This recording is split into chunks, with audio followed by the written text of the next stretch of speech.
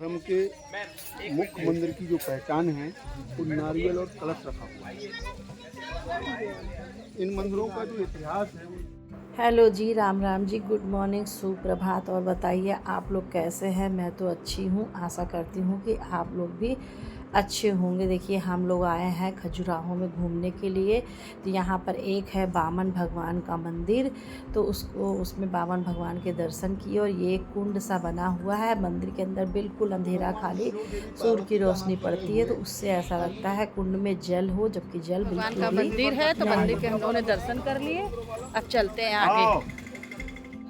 हम पर गाड़ी के पास ज्वेलरी बेचने के लिए आ गई। बता रही थी बांस से बने हुए ज्वेलरी है, मतलब बांस से उसके ऊपर रेशम का धागा लगा हुआ। तो बस एक हमने लिया था पीस, दिखाएंगे आप लोगों को कभी। मंदिर यहाँ पे बहुत सुंदर बने हुए हैं, कलाकृतियाँ तो इतनी अच्छी हैं कि आपसे क्या बताएं। और हर मंदिर में थोड़ी बहुत सीढ़ियाँ हैं जो आपको चढ़नी और उतरनी होंगी। आकृतियाँ और कलाकृतियाँ इतनी अच्छी बनी हैं, हाथी घोड़े नृत्य करते हुए लोग, और भी बहुत सी मतलब इसमें बने हुए हैं चित्र। तो आपकी जो छोटी मोटी बीमारी होगी वो नष्ट हो जाएगी। यहाँ एकदम शुद्ध वायु। वहाँ की वायु वातावरण इतना ज़्यादा हरा भरा और स्वस्थ था कि भाई हमने कहा 2 मिनट कर लिया जाए अनुलोम विलोम, क्योंकि मेरा तो बीपी हमेशा हाई रहता है, आप लोग अच्छी तरह जानते हैं। ये नाली है, कहाँ से अंदर से जल पानी बरसता चला जाता है, निकल आता है। यहाँ देखिए शंकर भगवान की मूर्तियाँ बनी हुई हैं, और मतलब काफ़ी मूर्तियाँ बनी हुई हैं। हर मूर्ति हमें कोई ना कोई संदेश दे रही है। ऐसे हम सोचते हैं कि मूर्तियाँ मतलब इस टाइप की बनी हैं, शादीशुदा लोगों को ही जाना चाहिए, सबको नहीं जाना चाहिए। इनको गौरी शंकर भी बोलते हैं। गाइड भैया ने हम लोगों को सारी मूर्तियों के बारे में अच्छी तरह से बताया।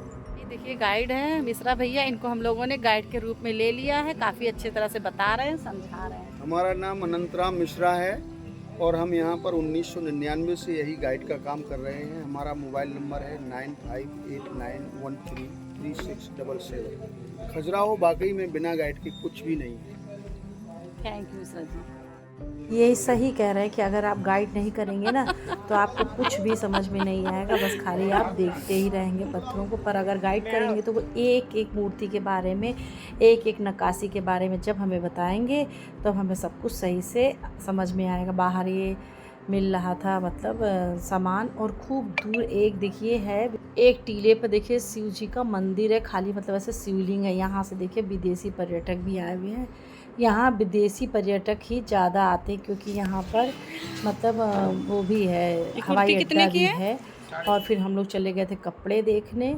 फिर उसके बाद यहाँ पर एक मंदिर है शिव जी का, उस मंदिर में भी चले गए थे, वो खजुराहो के बगल में है। मातंग महादेव जी के जा रहे हैं दर्शन करने के लिए।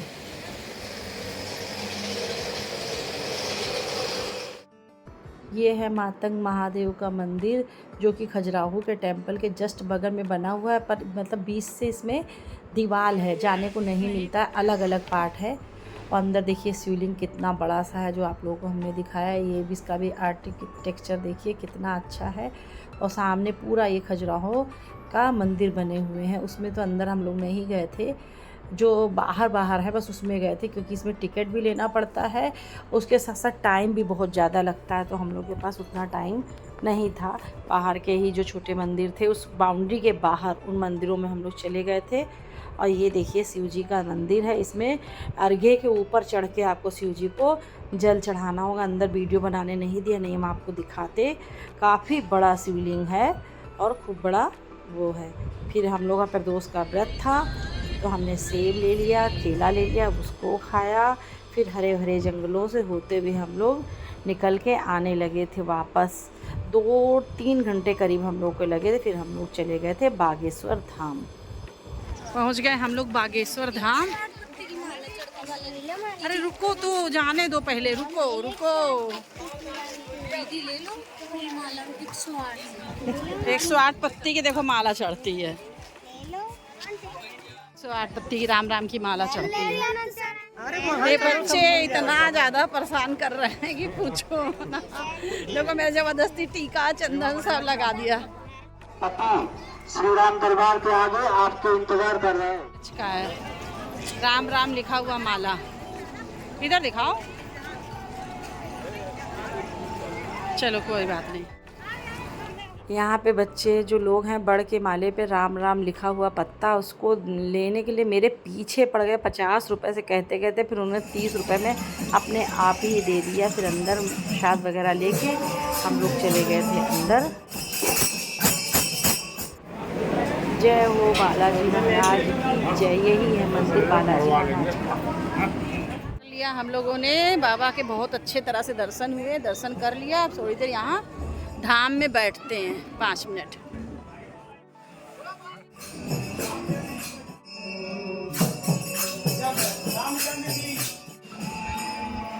आने लगेगा तब खुद से आ जाएंगे। बालाजी महाराज जी मेरा चला देना। दर्शन हम लोग को बहुत अच्छी तरह हो गए थे। फिर एक रूम में हम लोग बैठे थे। फिर हम लोग के लिए चाय आई तो सबने पिया चाय। शाम मतलब 3-4 बज चुके थे, 4 बज रहे होंगे करीब। फिर उसके बाद वापस हम लोग को आना था तो वहाँ से फिर हम लोग हरे भरे जंगलों से होते हुए निकल आए थे पन्ना। सोचा था पन्ना की सफारी करेंगे पर हो गए लेट जंगल सफारी तो हम लोग को टिकट नहीं मिला। दर्शन करने के बाद जय भगवान जी रक्षा करना। सच बता दो तो मेरा 1% भी मन नहीं था पर सबका मन था। पर हम लोग लेट हो गए 5 मिनट तो हम लोग को मिला नहीं तो हम लोग बढ़ गए आगे। मुझे तो बड़ी खुशी हुई कि चलिए अच्छा हुआ टिकट नहीं मिला। 3 बजे तक ही मिलता। हम लोग 3:10 पे आए थे। पांडव गुफा है यहाँ पे। इसमें देखिए जंगल, कितना बड़ा जंगल। ये देखिए जंगली जंगल। फिर रास्ते में पता चला कि अज्ञातवास के समय पांडव लोग यहाँ पर भी रुके थे। यहाँ एक मतलब झरना टाइप का बह रहा है पानी का और नीचे एक तालाब टाइप का है जिसमें 100 सीढ़ियाँ उतर के जाना होता है। पर हम लोग 20-25 के बाद ही रुक गए थे क्योंकि उतनी ज़्यादा उतरने की हम लोग की सामर्थ्य नहीं थी। ये देखिए है पांडव गुफा। कहते हैं कि इसी में अज्ञातवास के समय पांडव लोग जो थे वो रुके थे और छिपे थे, मतलब जब भागे थे अपने राजपाट को छोड़ के युद्ध के समय। और यहाँ से इतने सुंदर सुंदर पांडव गुफा जो है घूम लिया, देख लिया। अब चलते हैं। पांडव गुफा के अंदर नहीं जाने को मिलेगा, बाहर से ही देख लीजिए। सीढ़ियाँ बहुत ज़्यादा हैं।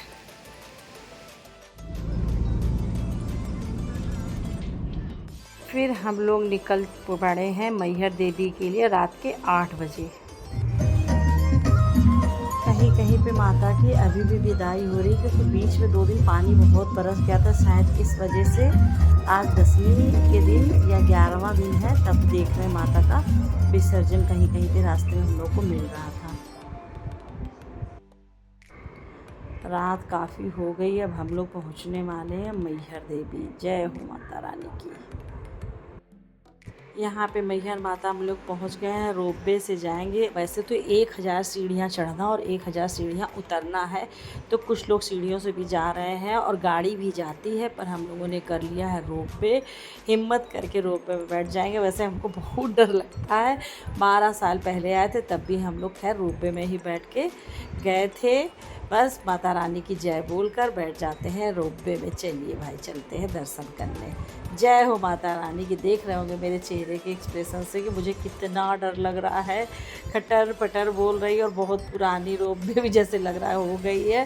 बस माँ का नाम लेके बैठ लिए और चल दिए। अभी दिखाते हैं। और जब ये मतलब यहाँ पर तो उजाला लग रहा है क्योंकि यहाँ लाइट वगैरह लगी है जो रोपवे का स्टेशन है। पर जब आप आगे जाएंगे ना बिल्कुल अंधेरा है क्योंकि जंगलों से बीच से होते हुए रोपवे निकलती है तो एकदम अंधेरे में पेड़, सारे पेड़ों के ऊपर से निकलते हुए।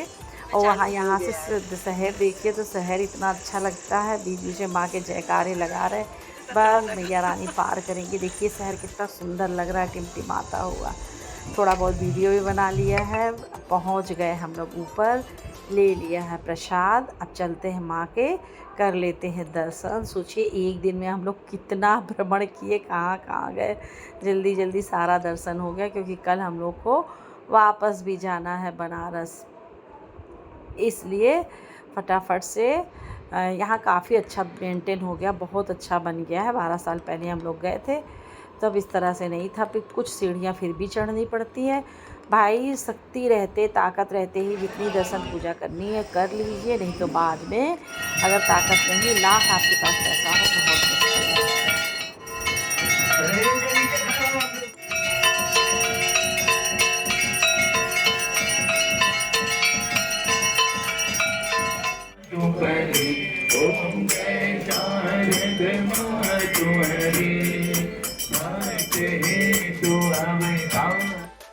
हम लोग ठीक आरती के समय पहुँचे तो देखिए कैसे खच्चा खच्च भीड़ है, क्योंकि मंदिर है छोटा, हम लोग एकदम सामने खड़े हैं तो अच्छे से दर्शन हो जा रहा है, पर पीछे वाले धक्का देने में लगे हैं। तो भाई मुझे तो बड़ी क्या करना है दर्शन।